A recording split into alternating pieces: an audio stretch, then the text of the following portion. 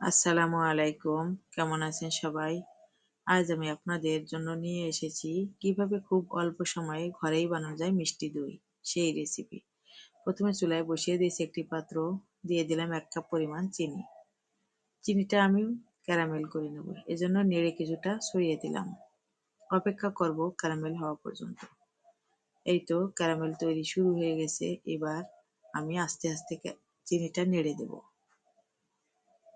নাড়তে নাড়তে যখন সম্পূর্ণ চিনি গলে যাবে তখন আমার ক্যারামেল তৈরি শেষ। কিছুক্ষণ নাড়তে নাড়তে এই দেখেন আমার ক্যারামেলটা তৈরি হয়ে গেছে। এবার আমি এর মধ্যে দিয়ে দেব ১ লিটার পরিমাণ গরুর দুধ।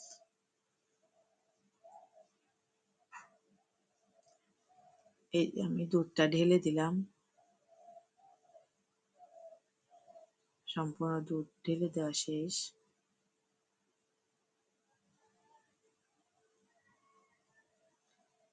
ক্যারামেলটা জমে গেছে, সমস্যা নাই। একটু নাড়তে নাড়তে ক্যারামেলটা দুধের সঙ্গে ভালো করে মিশিয়ে দেবে।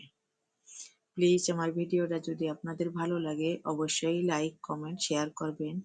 আর নিত্য নতুন ভিডিও পেতে আমার চ্যানেলটি অবশ্যই সাবস্ক্রাইব করবেন। দেখেন কিছুটা সময় নাড়তে নাড়তে দুধের সঙ্গে ক্যারামেলটা ভালো করে মিশে গেছে। জাল করতে থাকবো অনবরত যতক্ষণ না পর্যন্ত দুধটা অর্ধেক পরিমাণ হয়।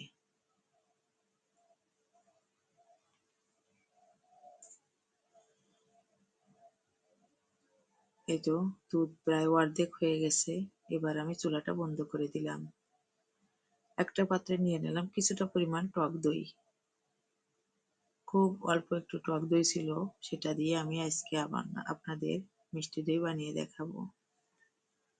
দইটা ভালো করে ফেটিয়ে নিচ্ছি। আপনারা এভাবে একবার ঘরেই তৈরি করতে পারবেন। খুব অল্প উপকরণেই মিষ্টি দইটা বানানো যায়। দুধটা অপেক্ষা করতে করতে ঠান্ডা হয়ে গেছে। একদম ঠান্ডা নয়, আঙ্গুলটা চুবিয়ে রাখা যায় এতটুকু গরম। খুব বেশি ঠান্ডাও না, খুব বেশি গরম না। এবার দুধের মধ্যে আমি টক দইটা ভালো করে মিশিয়ে দেব।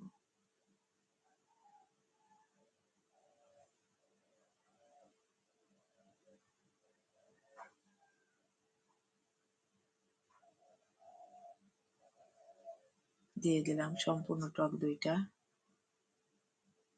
এবার আমি দুধ আর দই ভালো করে মিশিয়ে নেব।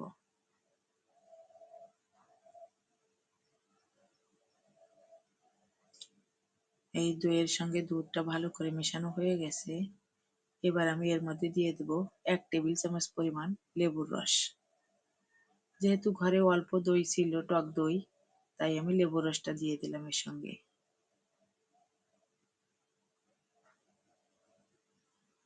এবার লেবুর রসটা আমি ভালো করে দুধের সঙ্গে মিশিয়ে নিচ্ছি।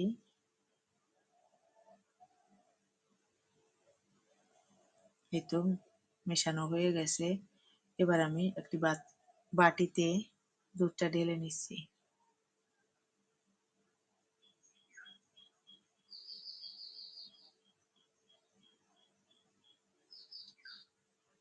এই তো ঢেলে নেওয়া শেষ। এবার আমি ঢাকনা দিয়ে ঢেকে দেব।